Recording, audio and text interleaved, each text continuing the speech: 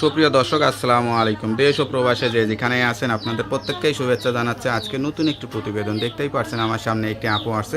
আপুটা দেখতে শুনতে অনেকটাই সুন্দরী। আসলে এত সুন্দরী হয়েও কেন প্রতিবেদনে আসতে হয়েছে বা কি বলতে চাই, চলুন কথা বলে জানার চেষ্টা করি।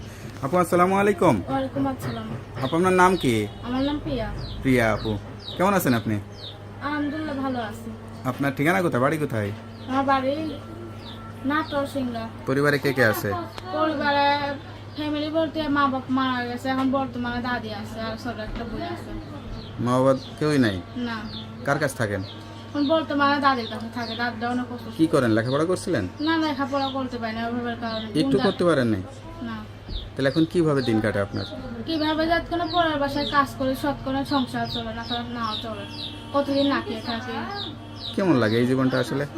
কেমন লাগে না, ভালো লাগে না বলে তো প্রতিবেদনের সামনে আছে। একটা মেয়ে কি চাই, কষ্টের মাঝে পড়ে প্রতিবেদনে যায়। বয়স কত এখন?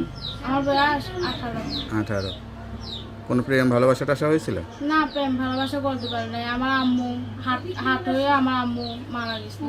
এখন কার জন্য কষ্ট হয়, মার জন্য না বাবার জন্য, নাকি দুইজনের জন্যই? সবার জন্যই, বাপ মা তো সবারই সমানই, সবার জন্যই কষ্ট হয়। আচ্ছা আচ্ছা।